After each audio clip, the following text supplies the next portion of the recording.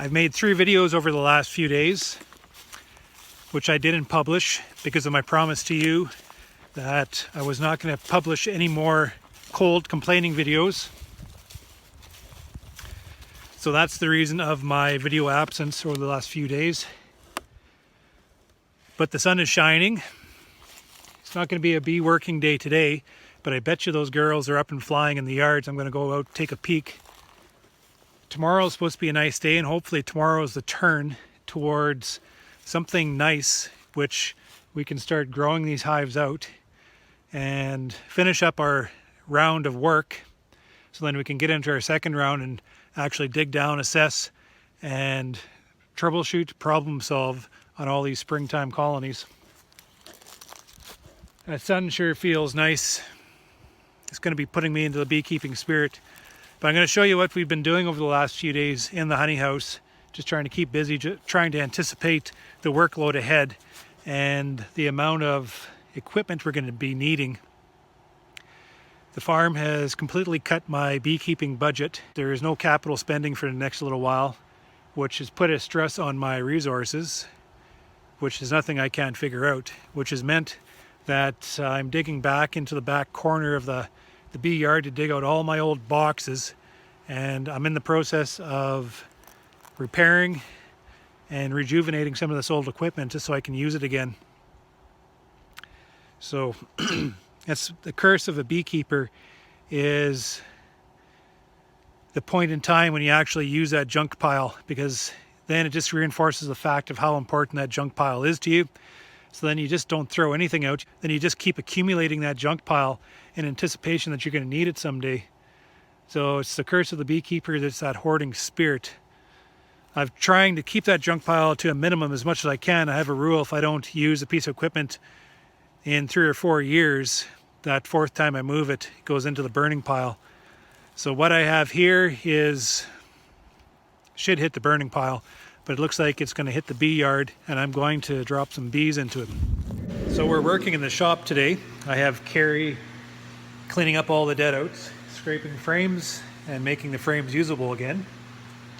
So she is taking the frames out, scraping up tops and bottoms, and separating them into piles of honey. This is honey, right? Honey, pollen, empties, pollen, and honey. So then we know of the equipment we have on hand, so we can sort them out a little more efficiently once we get them back into the boxes. I would love to be showing you me building new boxes for the operation, but unfortunately that's not in the cards this year. The farm has cut my budget for spending, and it's kind of tapped my resources a little bit, so I'm going through and we are putting a little bit of time and effort into salvaging these old brood boxes. Basically, you know, these boxes, the shells are in somewhat good enough condition. We're just spending a little bit of time and energy on replacing out the rot. So these boxes have been called out because of rot, and we cut the rot out with our power tools, and we throw the rot in the garbage to be burnt, and we replace the areas of rot with repairs, kind of like here. So we just cut in a piece of wood just to bring the integrity back to the box. And after it's all kind of hammered back square and fixed up, we add a coat of paint just to freshen up the box, and it just provides us the ability to be able to get maybe 2 more years out of this old equipment until things change and I can reinvest into the operation and bring some new woodenware into our operation. This one's good to go. So this one's good. These ones, we've added a coat of paint. You can kind of see this is leftover paint from the house. I just kind of robbed from the closet in the house. These are the colors Sandy's used in the house. So she's got quite a bit of color in our house. And we have some browns. Carrie's telling me this is brown. Yes, and brown, not green. and not green. I'm colorblind. and some red. I can see this red. It's Louisiana hot sauce. So unfortunately, I'm bringing Louisiana hot sauce coloring into my operation. But this and some blues, you know,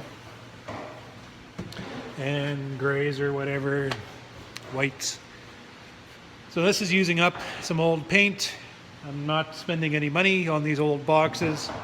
Bringing a little bit of color into my operation, which is good, I guess. Just keeps things looking fresh. But it's a lot of energy spent on old boxes. So we're not spending too much time on the old equipment, just trying to bring back the integrity so we have a place to drop some bees when we need it later on. And next year or the year after, maybe I'll get budget to buy 5 or 1,000 boxes, and I'll be making a video on building new equipment. But until then, I'm going to tackle this old shit pile, put a little bit of time into them, and make them usable to house some bees again. Well, it's 3 degrees and there's bees in the air. I am this close on getting some pale feeders on every single colony in this operation. If we don't get nice weather to be able to bring some liquid feed into the colony, I tell you, these colonies need liquid. So I'm this close. I'm pulling the pin on these pails. So I better get some syrup into the colonies tomorrow. And if the weather stutters just even once, even just a little bit of a stagger, we're dropping pails and everything. This is ridiculous. This weather is absolutely stupid. Energy in the air. 3 degrees and they're just flying like crazy.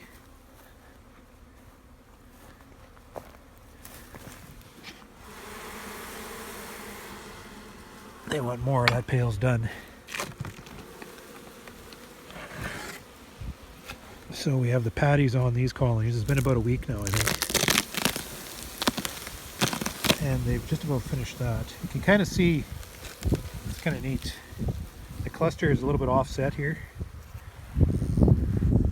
Here's the center of the hive here, but they're offset by a frame. Yet the patty's right dead center, and you can see how they've eaten half that patty. So that's good. That means they're brooding. That's some of the patties that I've been experimenting with. These just absolutely devour them. Take a look at some more here. Those ones don't have patties. Those are my negative control. Here's some more patties here.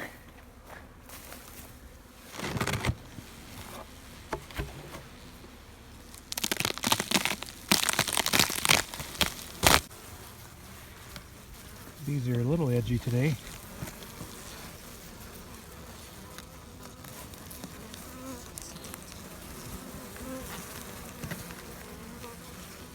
These are just devouring this patty.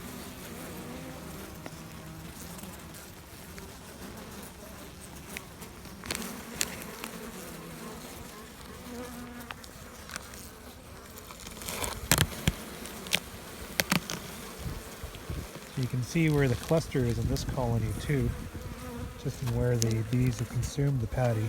So the brood nest is right there.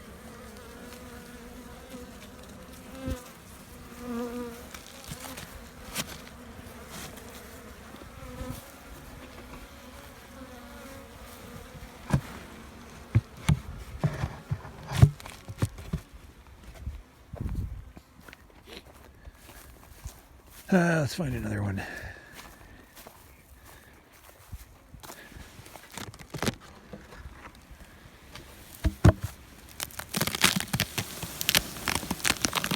This one's almost done. Look at that. This is a big hive. They need more protein. Yum, yum, yum.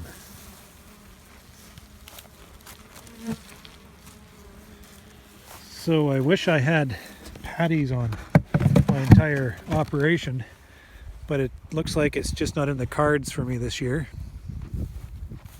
Should have worked harder.